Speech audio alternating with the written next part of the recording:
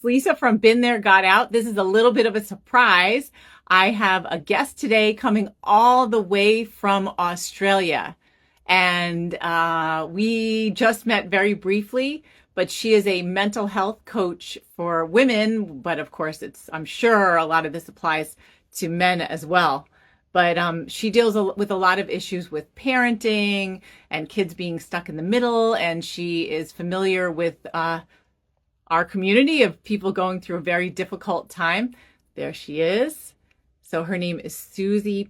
But we're going to be talking about how to handle situations where your ex is weaponizing your kids, how to deal with your own issues with all this stress and everything is out of control. I'm wondering where she is. Let me try this again. All right. Susie, I invited you again. Let's see if this works. If this doesn't work in the next couple of seconds, we'll just cancel and do it again. But I think it's gonna work. Yes, it worked. Okay, Susie, I can see you. I'm so glad. Okay, yay. Yeah, and I can see your whole face now. It's so good to be here. Yeah. What time is it over there now? It is 10 a.m. on Wednesday, so I'm coming to you from the future. Yeah. It's good over here. Wow. Yeah. So we're doing a little time traveling. So send some good energy. Yeah, I know. And Susie, just like looking at you doing some of your videos, I think the word that comes to mind is effervescent. That is nice. Thank you. I literally try to shine that out to people. That is what I am here to do. Yeah, it comes through. So we definitely need effervescence in this community. I think I told you, like, here people are dealing with extreme divorces and custody battles and lots of stress from their exes as well as the system. And a lot of things feel really, really out of control. And so one of the things that happens is that people suffer physically due to all the stress. And I know you had said that's one of the greatest tragedies. So I was going to say, knowing what you know, what are some of the unhealthy thoughts that people tend to have when they're in this? Oh, there are so many unhealthy thoughts. And I guess, hello, everyone. I have been through a divorce and had a lot of the stress that you're speaking of. I have 3 children.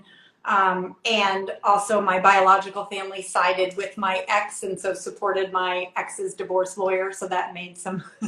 I mean, that's awful, but I'm so glad you said that because that's something a lot of our people grapple with and they feel like ashamed to say that.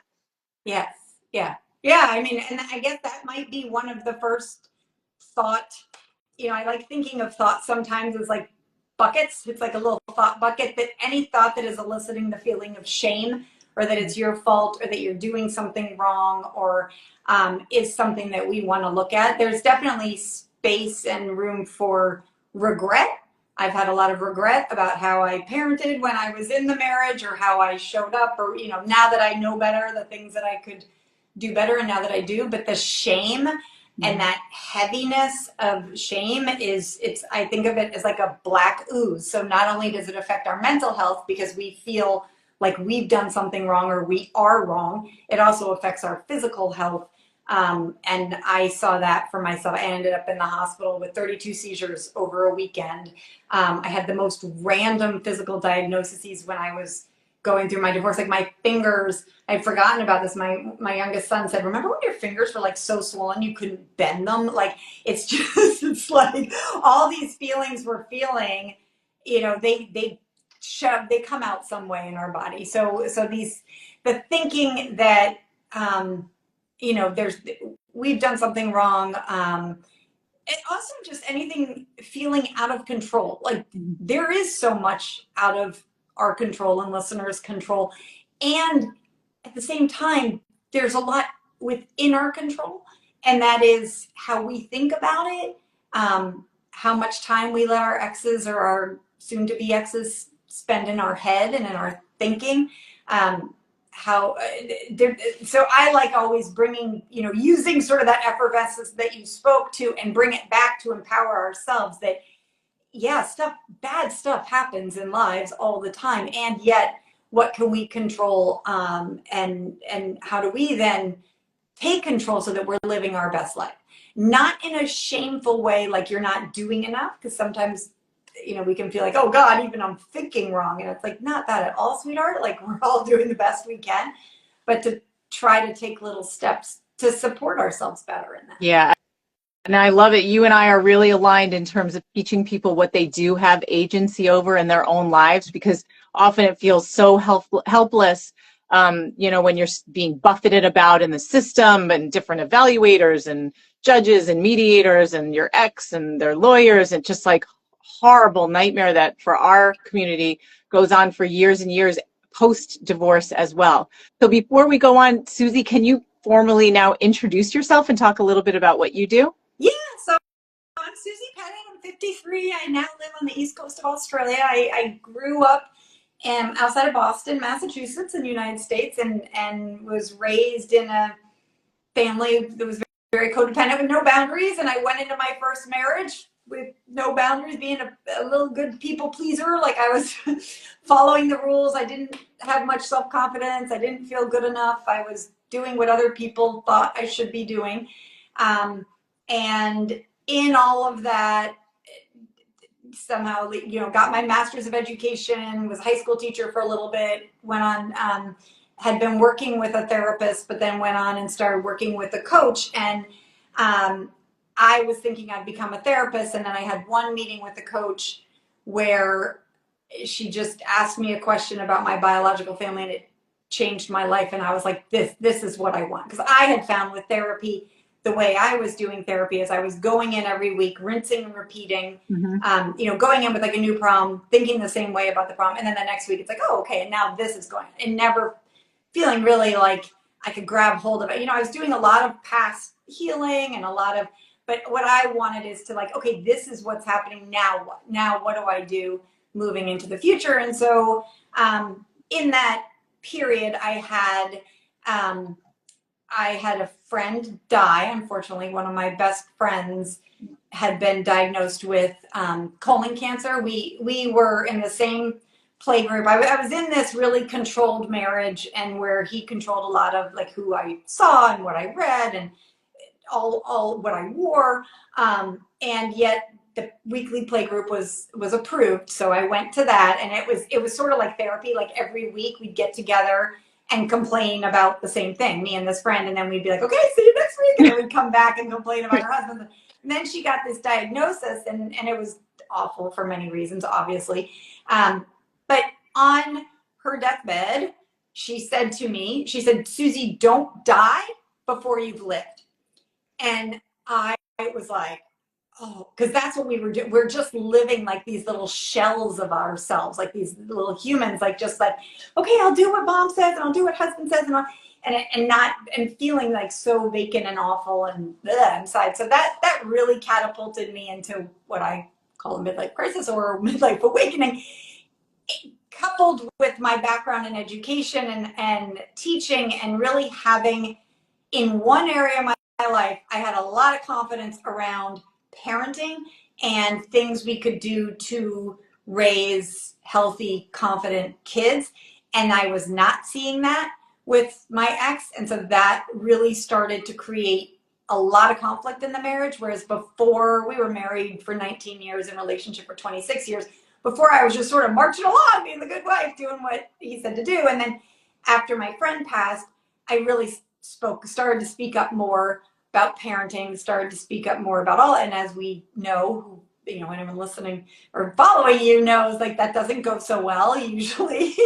And so in that, that's really where I got into. I became a coach. I have the Love Your Life show podcast, because that's one thing that was really interesting. He didn't know about podcasts. This was back in like 2010 and 2011. And so while he was controlling what I read and who I talked to and, all of that, he didn't know that on my little, like, iPod Nano thing, I could get, Brene Brown and Lewis Howes. And so I started to have some learning through podcasts that I was like, oh, wait a minute. Like, everything I've been modeled through my childhood, like, this might not be so normal. Let me see what's happening. And so I pledged. I was actually in the basement of my home getting a separation from this man. And I said, if I ever get out of this, I am starting my own podcast. Like, I am putting out there free resources, because those people changed my life. These, they're just definite pivot points, and having the wealth of free information online to get help when, you might be in the situation and not feel like you can afford a coach or a therapist, is super helpful. And then I did take it a next step, because as we know, like, we can listen to the podcast and we can listen to these IG lives, but then doing it is another thing. And so I created the Love Your Life School, which is a membership where for, just about $1 a day, they can get live coaching from a coach and get that accountability and support. So that's what I do now, is I really find it my job to help people.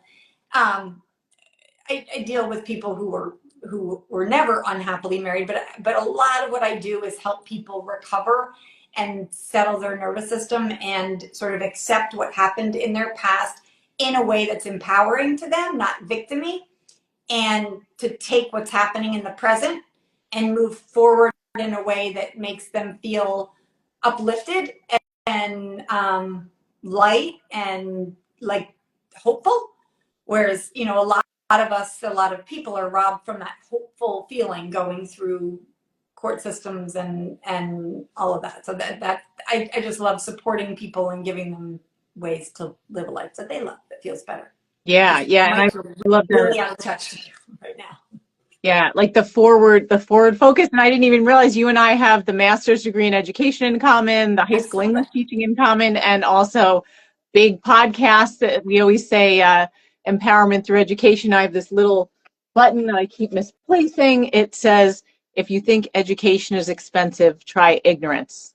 So the podcast is a way to get education out there for free. Well, and then, that's of what course, my we also Love do Your Life coaching. School. Yeah, because the Love Your Life School, I'm like, I love education, but I'm like, I don't need to, like, I go in there to teach people the skills of that we weren't taught in school that we need, like emotional regulation, how to have difficult conversations, how to, set boundaries with your kids. I don't need to learn. I don't need right now to know how to get the area for a trapezoid. Like the things that I was taught. I'm like, I don't. Like I don't relationship. have these. What happened to Right. relationships? So that's like such a huge part of our lives. Yes. How could we have never learned about this? It's massive. It affects everything. Our relationship. So our relationship with ourselves is one that we're going to have forever, and that is the most important relationship we have with ourselves.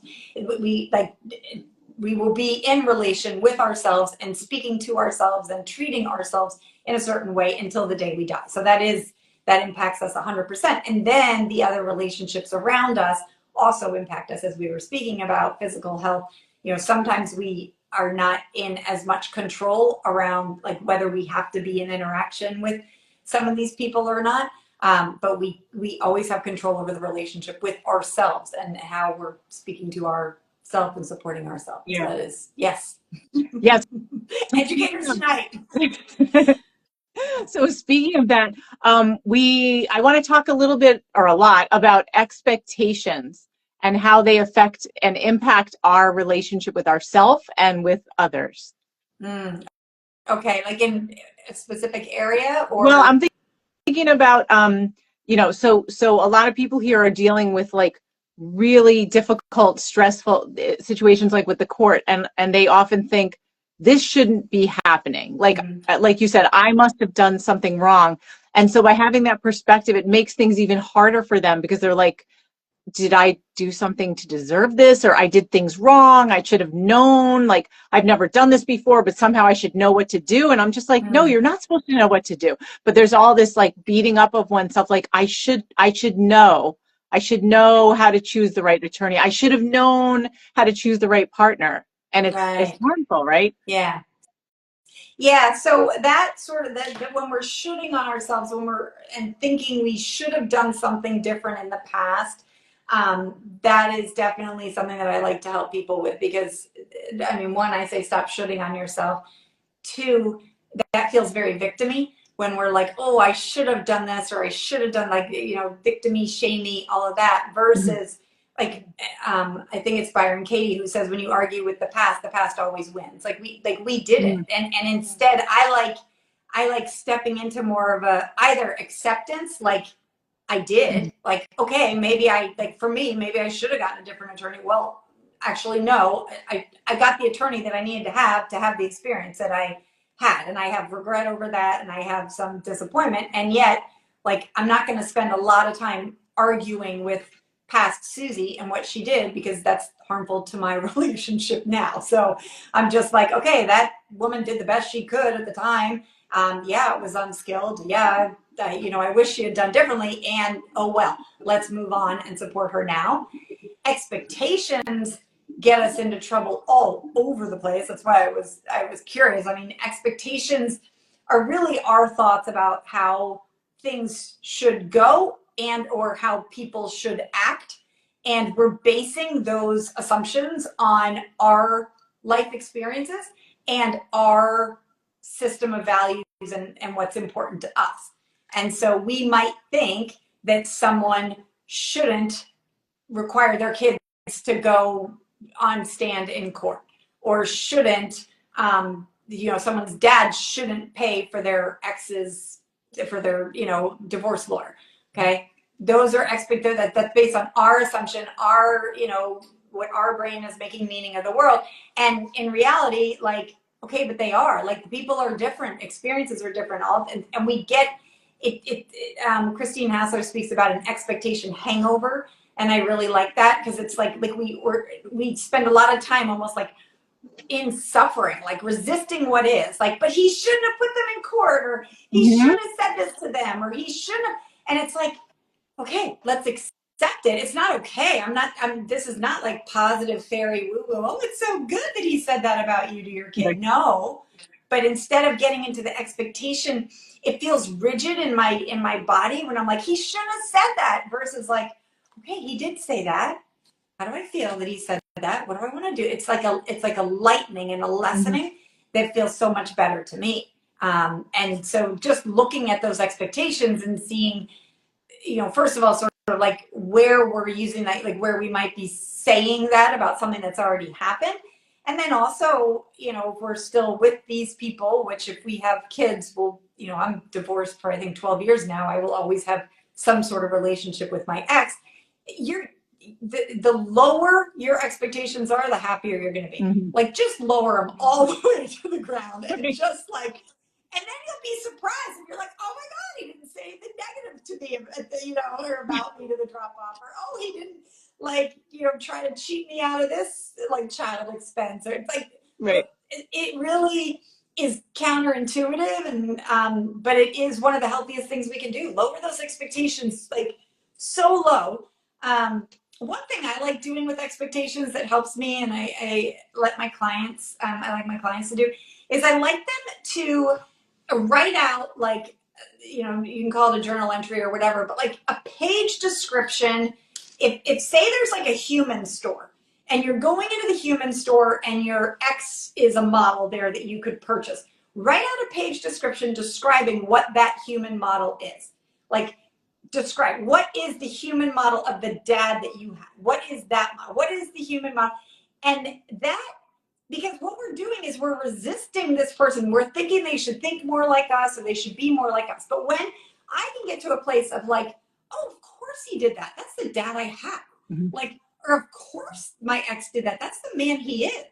It like, I don't spend time spinning in my head, wasting my emotional energy with like, he shouldn't be this way. And I'm more like, oh no, silly Susie, like, that's the human model that he is. That makes perfect sense that that's what he did.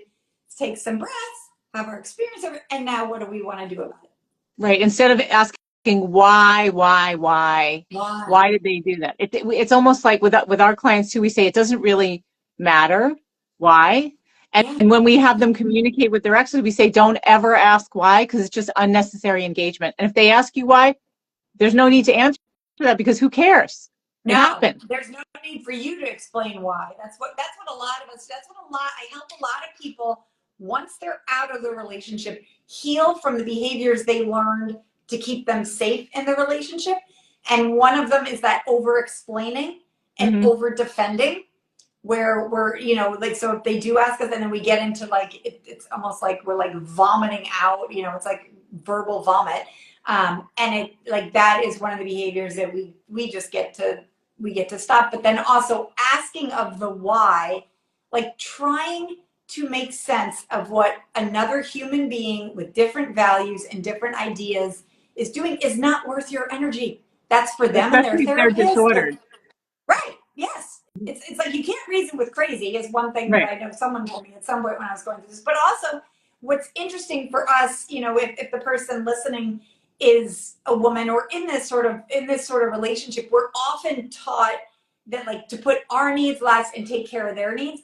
That's a way we're still doing it. When we're trying to like in our head make sense of what they're doing, it's just we're using our mental energy trying to figure out their thought process. I think there's an old Buddhist story or some, I'll get it all wrong, but it's something about how like a monk was bit by a snake, and then so there are two monks, and one monk is bit by the snake, and the monk that was bit by a snake is like, oh my gosh, what kind of snake? I wonder why it bit me. And the other monk is like, just go get help for the snake bite. Like, stop thinking about why you got bit by the snake or what's wrong with the snake or what you did wrong to like, let's heal. Like, let's stop it. Let's deal with what needs to be taken care of for you. Like, what is yours to take care of and what is theirs to figure out in their own head that they probably never will.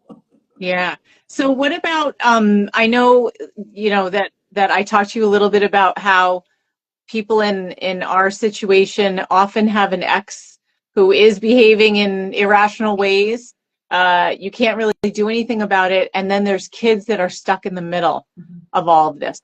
And I find that our clients tend to be completely heartbroken over the fact that they can't protect their children from their ex's terrible behaviors, the cruelty that they showed toward the children, putting them in the middle of the conflict all the time. Do you have any ideas for helping people in that situation where they're like, I don't have control. I know I don't have control, but how am I supposed to live like this? Right. I think the assumption we're making is that the parent has already done everything they can in their control with custody or with, Right. to Like be there's able to. visitation back and forth. You cannot like Right. There's eliminate that visitation back person. and forth. Right. Then the healthiest thought I have there is this is the dad that they have, and my kids are learning skills to negotiate this interacting with people like this. And that I don't want that to sound cold, but that is a thought that I return to over and over again, because of the situation with my dad and the lawyer. I chose not. I had $13,000 that would have been gone in like a breath. And my dad is a multimillionaire, so I did not go to court, and I lost a lot of time with my kids, and I had to focus on the time I had, not focus on the time they're with him, and to think of that they were learning the skills that they need to learn so they don't get stuck in this relationship. I could look at how I ended up in like, why did I think this marriage was normal? Why did I think this was acceptable? Why did I get involved in this? Not in a blaming way, but in a learning mindset. And when I can look at it, it's because a lot of it is that I just thought this was normal and I didn't learn the skills as a kid growing up to speak up for myself, to have boundaries, to whatever. And so some of this is, I don't know why bad things happen to innocent people, which we could think are like our kids, and this, they didn't ask for the parents they had, but I like thinking my kids have the exact parents they need to become the fill in the blank amazing woman or amazing man they're going to become. That is a thought that really helps me. So I have all sons, so I like thinking that my sons have the exact dad they need to have to become the amazing men they're going to become. And it gives me goosebumps when I think of it that way. And I can get out of the real hardship of what they need to go through and handle with, being in relationship, and sort of step out of the God role where it's like, okay, it's like I've done everything I can, and now I need to step back and trust that like they're having this experience for a reason. How do I support them when they're with me? Not smack talking the ex, and if they bring something to me, which happened often when my kids were with me, they would say, well, dad's not letting me do this, and I'd say, okay, tell me more.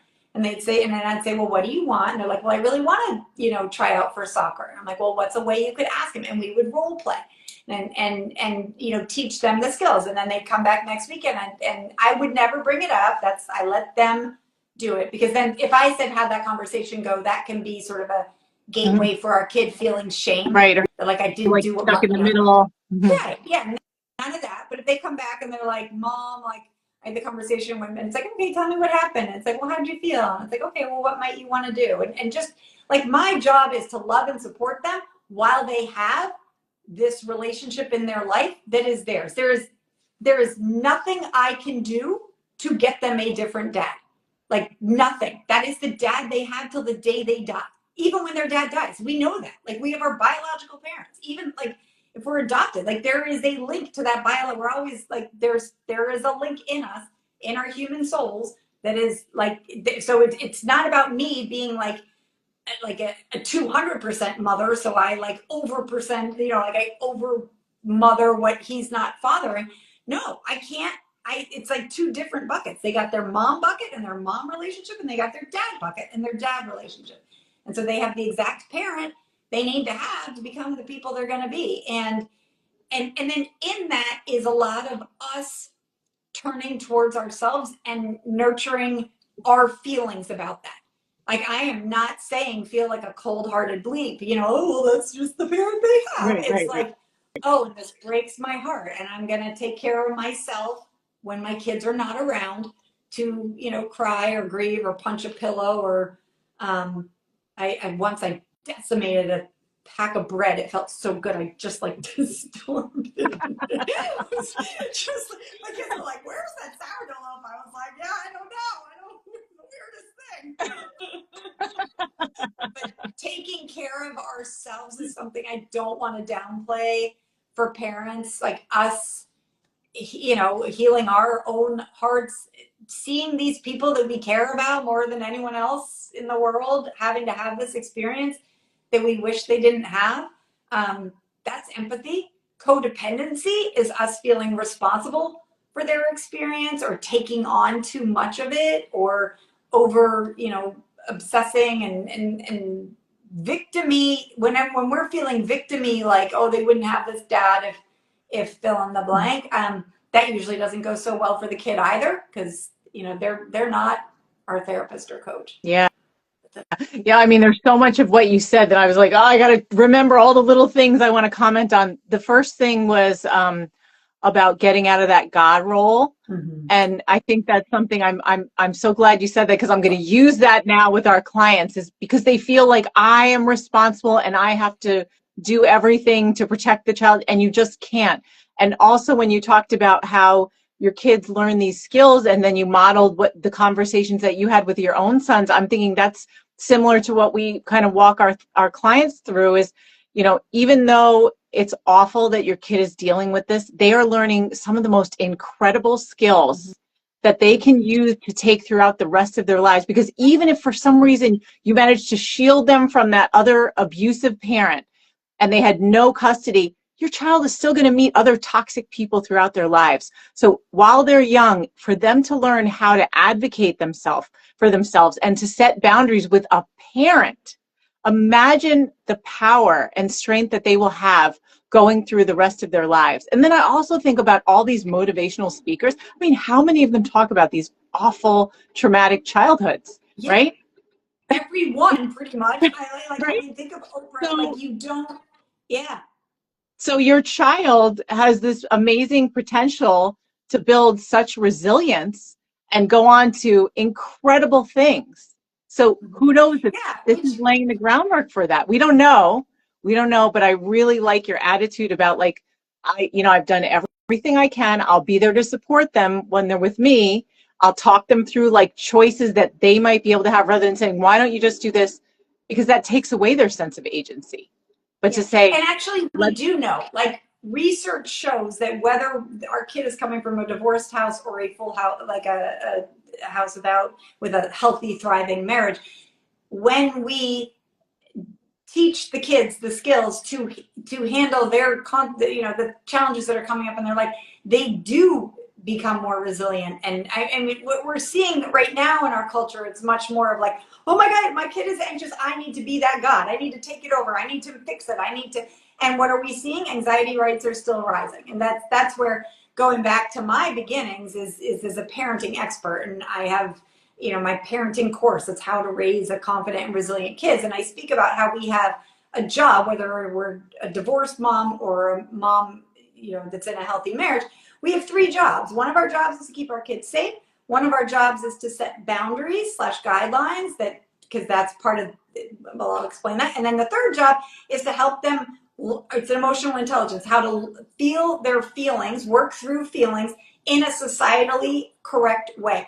And that is the skill. So those 3 jobs as us as a parent, whether we're in a marriage or we're in a crazy ass divorce, those are the jobs to return to, and helping them feel their feelings, feel their discord, feel their anger at their dad, and not, and like, okay, what do we do? What is the societally correct way to do it? Do we, punch our dad? No, that might be what was modeled for you. That's not what we're going to do. Or do we scream, and teaching that skill.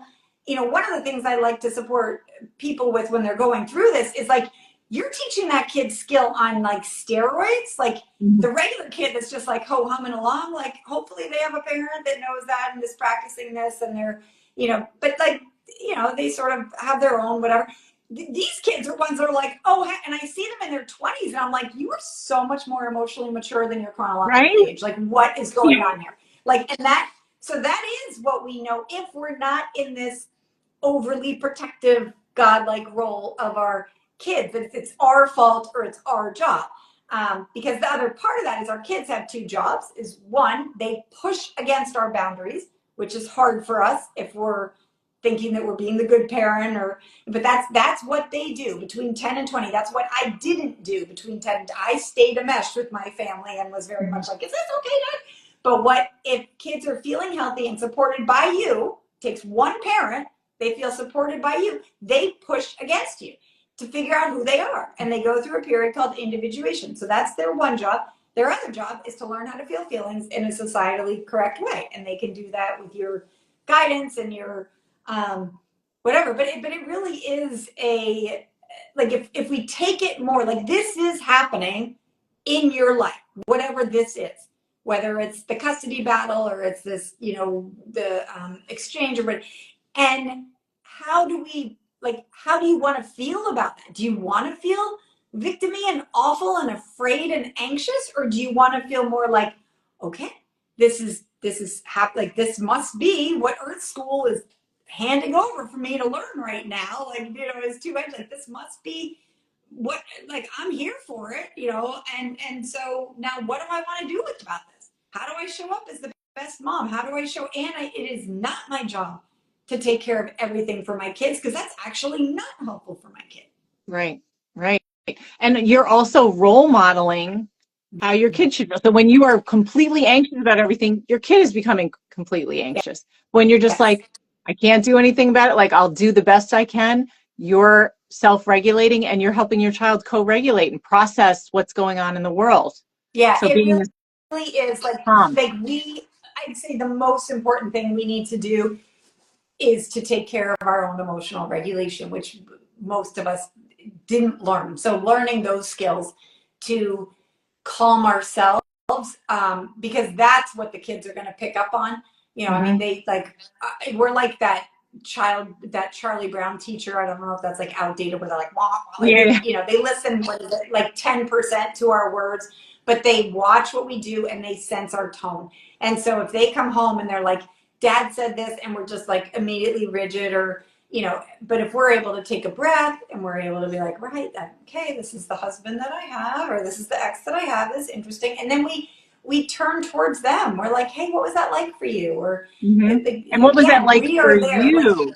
For you, for not for you. me. Yes, that's very important. Like, and that takes us taking care of ourselves first before our kid. Like, so they come in and we can be hugging them like they're but what we're doing in our head is, instead of thinking about them, we're thinking about us, and we're taking a deep breath in deep breath out. This is hard for me to hear. It's hard for me to see. I'm so upset. Like and then it's that like put the oxygen mask on yourself first, and then we can give it to the kid. It's like, then we can go there. I guess another thing I want to say, just to speak to, is that often when, they're in this situation, parents, that I said it takes one kid to their job is to push against. And often in this situation, they don't feel safe to push against the parent that you've divorced from. That's not safe for them.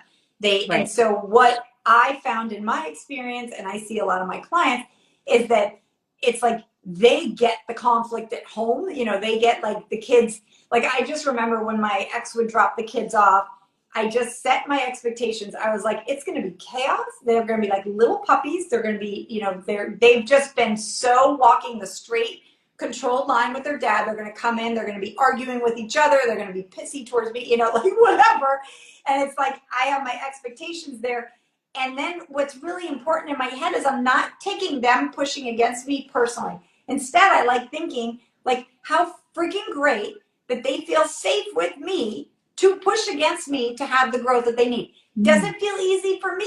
No. I'm going to talk to my coach about that, and I'm going to take it like a stronger, I'm going to take it out on that loaf of bread. But I just like that I don't want to discount that at all, that often when you are the emotionally mature parent, you get, certainly in the teen years, but also when they're younger than that, you get more of that pushback, which is a sign, as an expert, it's a sign of their maturing, and they're doing that step that is needed to become these strong, resilient kids. But it doesn't feel good to you as a parent in the moment. No, but I'm so glad you're explaining it, because it makes sense. And I think people, once it makes sense, it's like, oh, okay, it's going to be hard, but it's not going to hurt as much. Yeah, because if know we're the not reason. taking care of ourselves, yeah, we can get in that like, don't you understand everything I do for you? Or like, or almost like, why is he so mean to me? Like, I'm the nice one. Or like, and that's just not what's happening. It's not about you, mom. It's not about you, dad. It's about them and their development and trying to feel safe and also figure out who they are. Yeah, so helpful. So Susie, thank you for taking all this time to talk about this. I'm sure we could go on about a number of different things. We didn't even get into boundaries, but can you tell people how to find you? Yeah, I have the Love Your Life Show podcast on Apple or Spotify, and if any of this is enticing to you, I would just have listeners start. I have a roadmap for the beginning episodes that give you the foundation of emotional intelligence and not taking things so personally. So that's at smbwell.com/roadmap. Also, reach out to me on Instagram. I have a PDF of all my narcissist support podcasts where I talk about like the tools and, a lot of the stuff you probably speak of too. And if someone is looking for more like a community of people doing this together, the Love Your Life School is what I love doing. And I have the parenting class that I always forget about. It's all online because you don't have to interact with me, but you learn how to set up your house so there's less drama. And that is great for parents of kids ages 8 and above. I get a lot of people who even have like older kids taking it because we still need like 28-year-olds because we're having a lot in this world of this, like our kids feeling anxious, us feeling anxious about our kids' anxiety, and then us doing things because, as your pin shows, we just don't know any better.